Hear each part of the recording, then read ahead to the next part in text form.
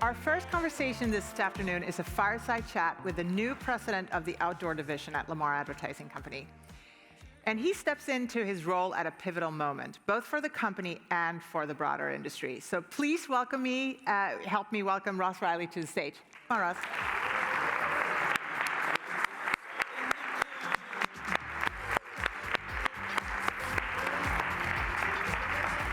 All right. So this is very exciting. I've been looking forward to this. We had a really great prep call, and I learned a lot about you and how smart you are, and I think it's going to be really great to share that with the audience. So yeah, congrats on your new role. Thank you. It's very exciting. It's a big job. And you are well known in the industry, but I don't think people know you as well personally. So do you want to share a little bit about yourself?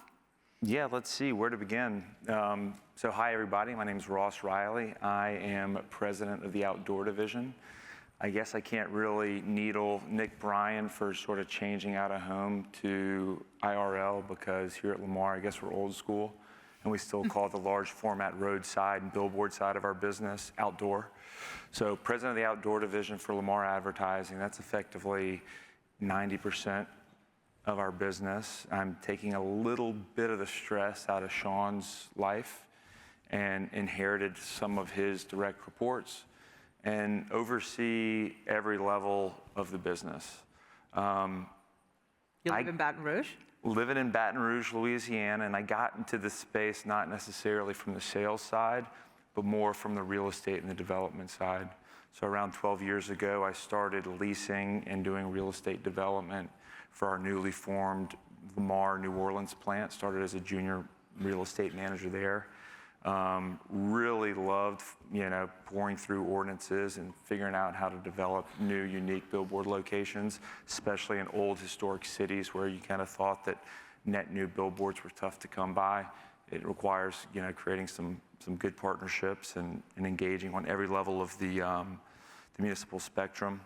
From there, I went to Baton Rouge and served as general manager of the Baton Rouge plant.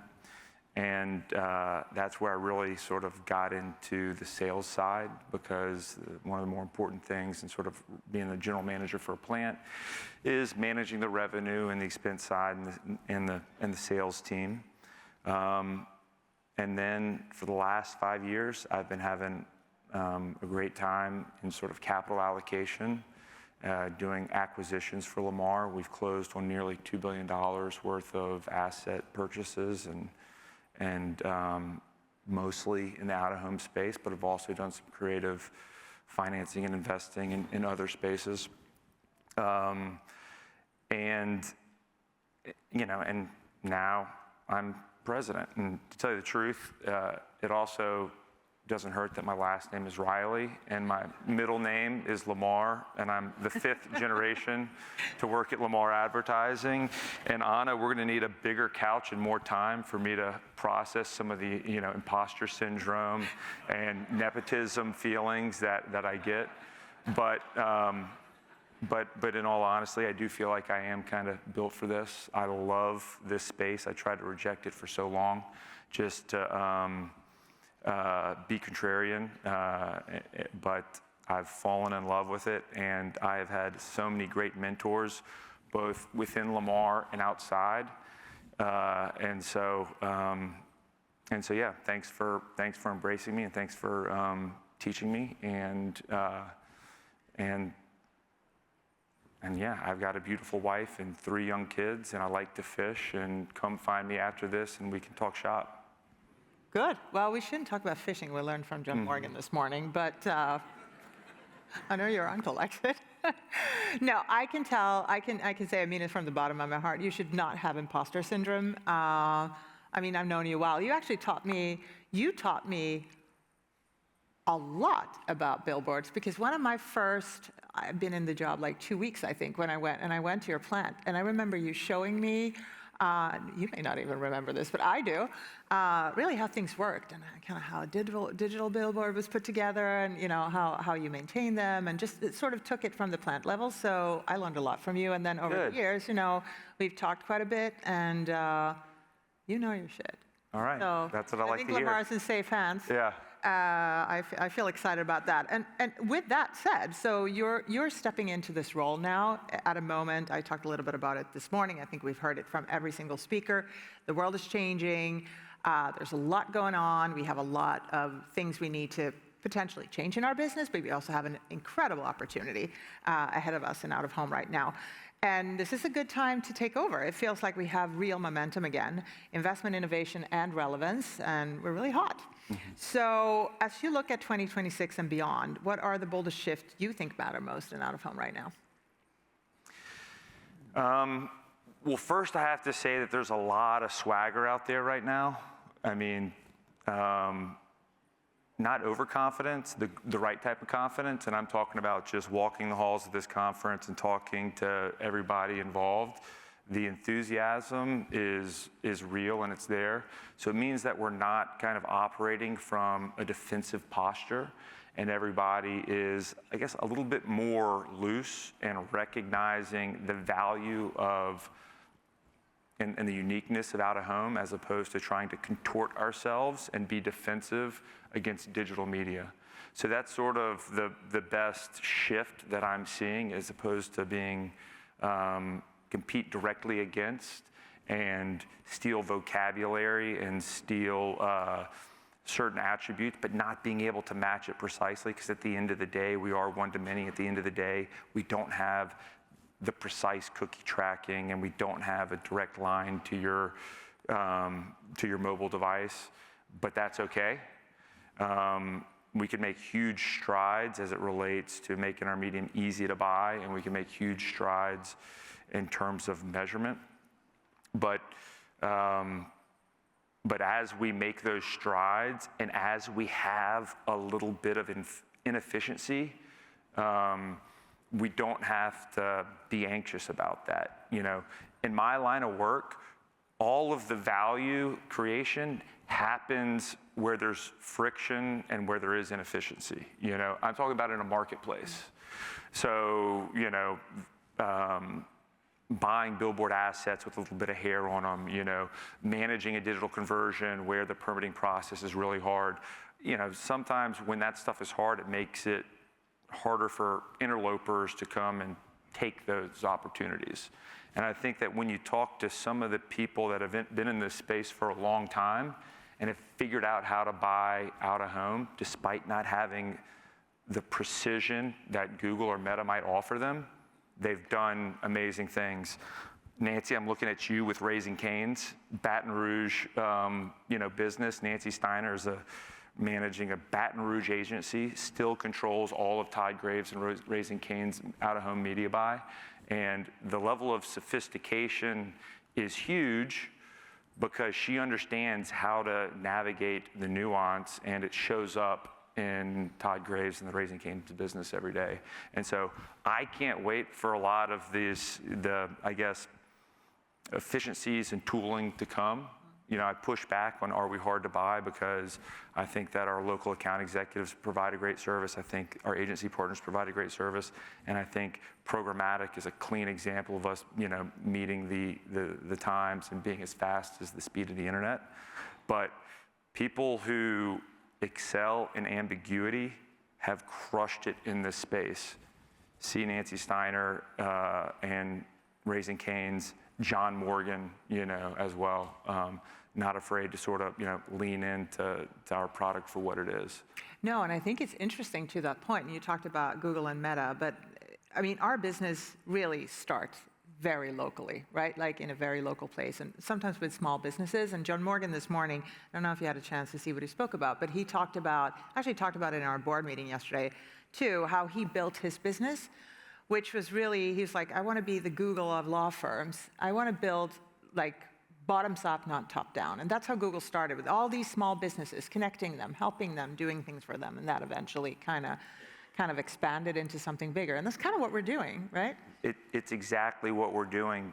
Both, you know, both things can be true. Somebody like John Morgan, and, you know, making a sort of analogy to the out-of-home business, he's a little bit of a cowboy who trusts his instincts and shoots from the hip, but at the same time, he is extremely calculating and has built an amazing sales engine, lead generation system, has sophisticated technology. But with all that strategy, I still love the fact that we live in a world where he can get stoned on some edibles, dream about, riding a pigeon, and the next day it's up on an ad in the MTA. That's the world I want to live in. I've never met a person in my life who makes so many metaphors with animals in it. I don't know, yesterday I talked about blue donkeys, and today, I don't know, yeah, he's fun, but totally knows what he's doing. And I asked him yesterday, I'm like, you're buying it's well north of $100 million he spends on out-of-home every year, and he's going to up it next year, which we love.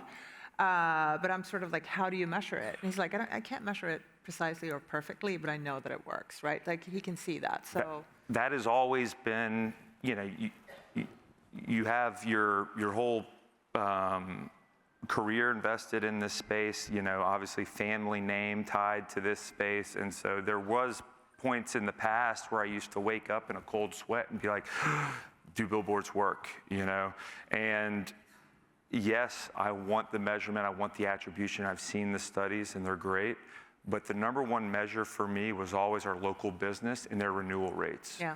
Those local businesses, they've got to fight and claw. They're low margin businesses. They understand what moves the needle, and they're going to ruthlessly cut out things that don't work. So if the local businesses are happy, and if they're renewing, I at least intuitively know that we're doing them a good service and we're providing value for them, because you don't deserve to exist within their budget if you can't prove it. No, and that is a power statement of our industry, really. We should talk more about that, not just kind of focus on the big national, because I think we're strong on the local, right? And it was interesting, we just had Tony Katzer up here from the IB Tech Lab talking about sort of the future of advertising and how we're going to show up better in models, and how you now can use agentic AI, not just to plan. Programmatic is not just going to be about, or automation, whatever you call it, about digital. It's going to be the ability to plan campaigns across all of the different assets. But I want to kind of bring it back to programmatic and sort of the future, because we've moved beyond that a little bit, and programmatic is no longer a buzzword.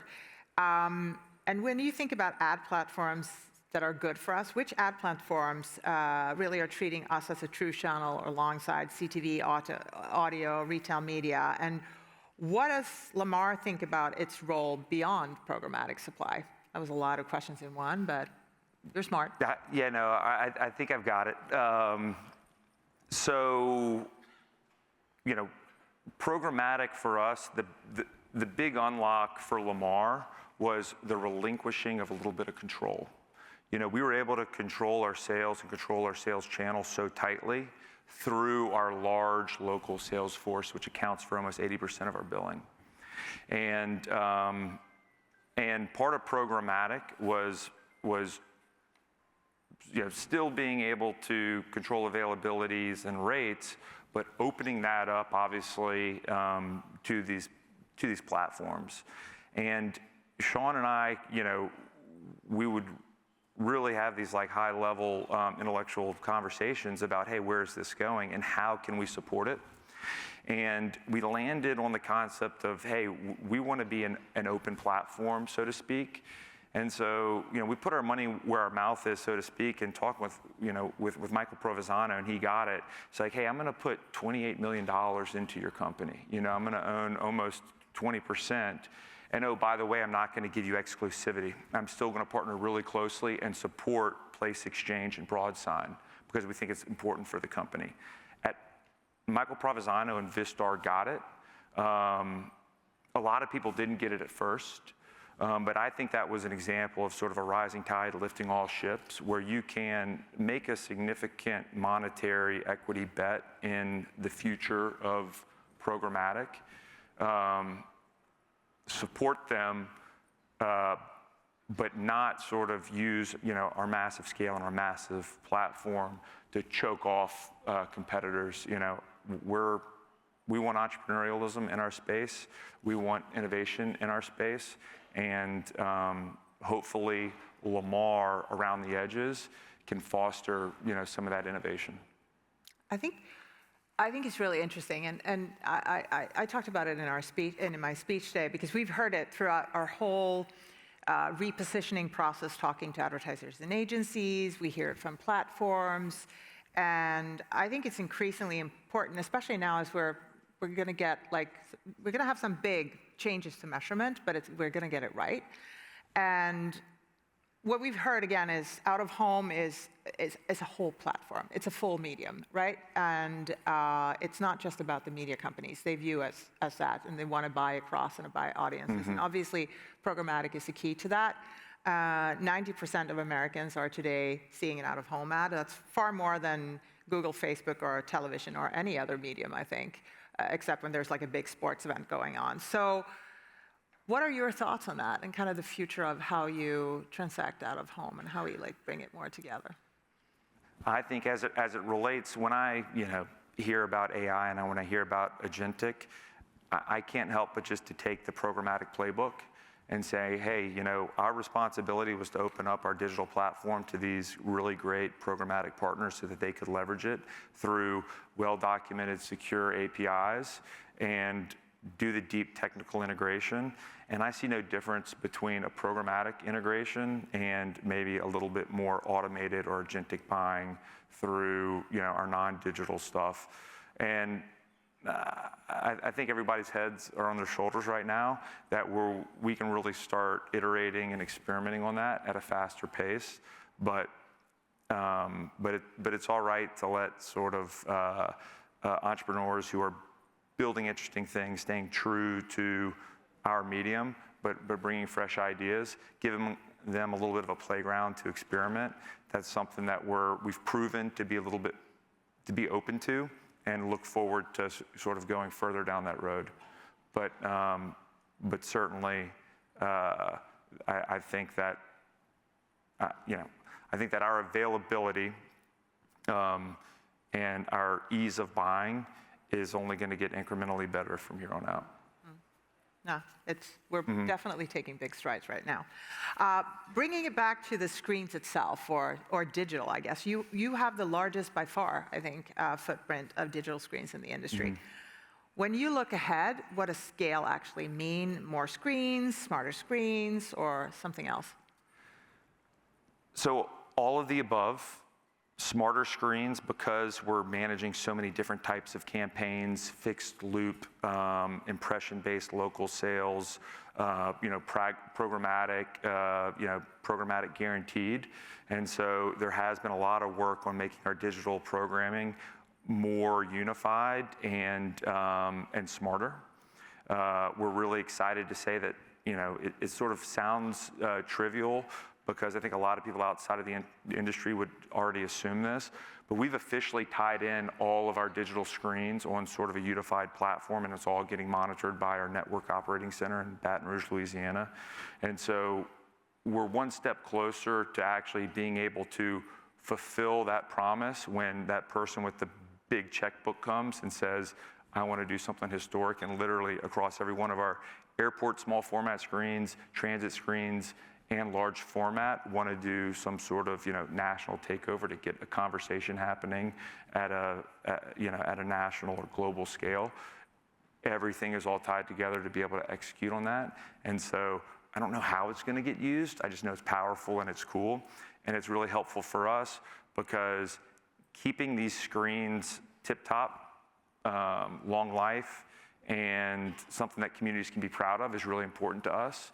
And so we track every little thing in terms of nits and lumens and brightness, and we want to make sure that when somebody sees out of home, more specifically that Lamar green jelly bean, that they're proud to have that in their community and that they think that it's a great place for an advertiser or brand to be. So a lot of it actually has to do with managing sort of the nuts and bolts behind the scenes of our growing fleet of digital assets. Because with more scale comes a little bit more headache, but an obligation to keep everything, despite your scale, looking gorgeous and for us and for the community to be proud of it.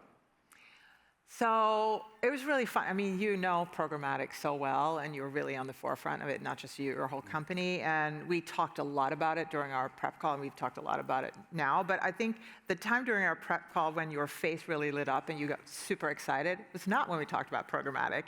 It was really when we talked about the other end of the spectrum, the hand-painted, artistic, deeply produced, very different types of billboards. Talk to us about that side of the business and why it matters, because that's also part of Lamar. Yeah, so I think you're talking about Colossal. I'm seeing Kelly up there, and you know, in my career, I've been able to do a lot of fun things. And again, it's the spice of life to be deeply, you know, passionate about programmatic and pushing that forward, and collaborating with all those partners. But then I'm purchasing Colossal Media, and it has been one of the biggest sort of, I guess, growth experiences for me, because it is a really, really, really hard business, you know, in the best of ways, you know, managing all these super creative painters, the process of ideation to actually getting it up there, you know, getting our accounting team comfortable with sort of the under-the-table payoffs that sometimes you have to do to get cars moved so the painters can actually get on the lifts. And also the everyday knife fight that it is managing real estate in Brooklyn and Manhattan. So for me, it was just extremely rewarding for how well they're doing. It's extremely rewarding to watch agencies and brands. It's almost like taking a breather. They're doing all their measurements, they're optimizing, and then it's like, hey, this one's for you, and a little bit, hey, this one's for me. Now I really want to get in the weeds and have fun across the whole project. And also it's become sort of an experiential medium, because it's the act of painting and the act of watching the advertisement go up is an event in itself that people participate in real life and on social media. But most importantly, it was a business challenge. And I feel like Sean was kind of messing with me, because I figured he didn't want to touch it with a 20-foot pole. And then he goes, no, you know, we should do this. And a little bit of it was sort of going back to our roots, because when you've been around for 125 years, and guys that I used to manage, when I was the general manager for Lamar Advertising, of course, they were installing vinyls or digital technicians. But a lot of those guys used to be painters for my dad in the Baton Rouge plant. And so it's kind of cool to keep that art form alive and keep it vibrant. And so, you know, it's just been rewarding, and just sort of similar like what we're talking about. You know, our industry, our medium, and our people can handle two truths in their head at the same time. Yeah. And we can be radically efficient in terms of data and measurement, and then we can be extremely creative. And that's what makes, I guess that's the whole shooting match right there. Well, that's going to help the customer. Whatever it is that keeps them up at night, we can solve for it. Yeah. It's really the power of our medium. And again, it was funny on the prep call how, you know, all these conversations, you're very serious, you're very smart, you know everything. But when we talked about this, you were just like, oh. So it's very, very cool.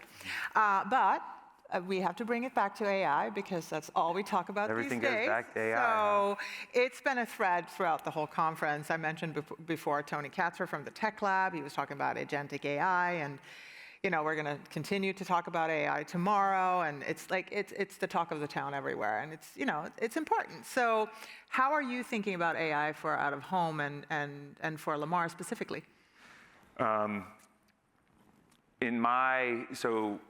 In my memory, I can specifically remember my dad, Kevin, and Sean. They IPO'd in 1996, and they sort of caught the wave of like the first .com boom.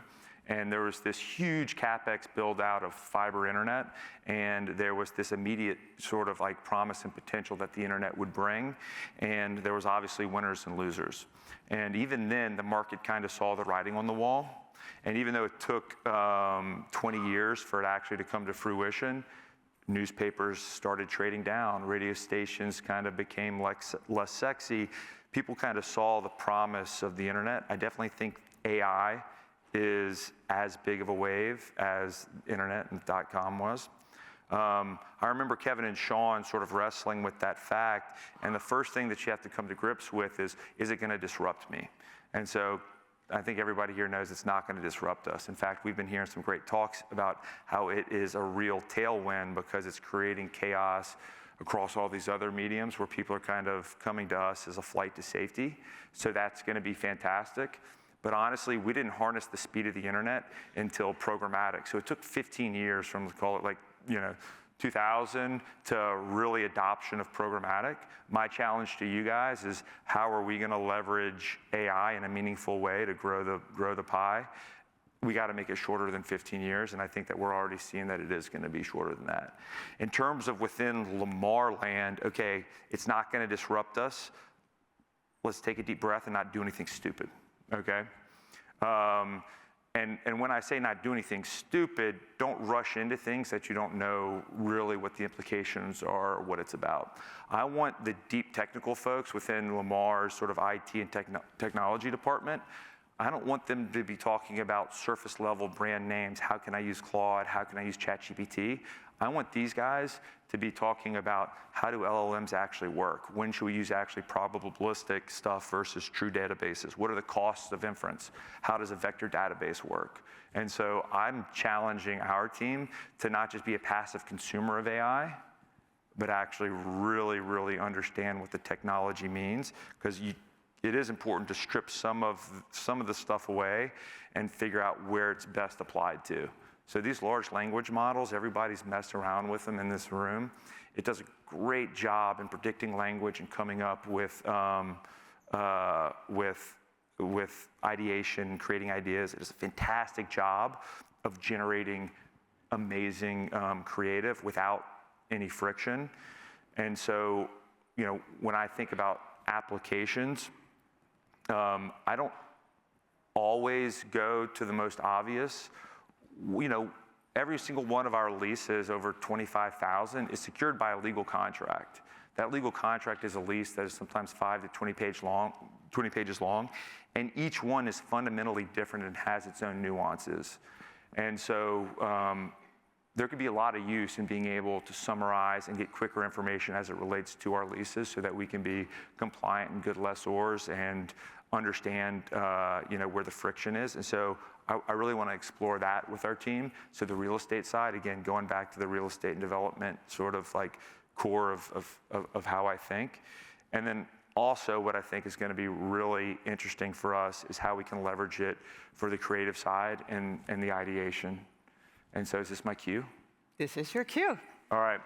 And so with that, we've got Ian Dollimore, who's hopefully a well-known figure on this stage and head of digital innovation for Lamar, who's going to present to you guys some real-world applications of AI. You know, in the past, when we've talked about AI at this conference, it's been very hand-wavy and just sort of wait for the future to come. And then Anna and Ian thought it'd be important to say, hey, no, actually, let's demonstrate in real time how we can support good creative and support quick go-to-market by harnessing the interesting image creation that AI can do. Yeah, this is going to be really fun, and we keep getting sort of criticized for not doing enough creative, and I think we did a good job now, so we're going to do that. But before we do, Ross, come back anytime. I enjoyed this, and I think everybody else did, and it's really, really exciting to hear how you think about the industry, and gives us a lot of hope for the future. So, Thanks for having me. thank you. Thank you all. Thank you.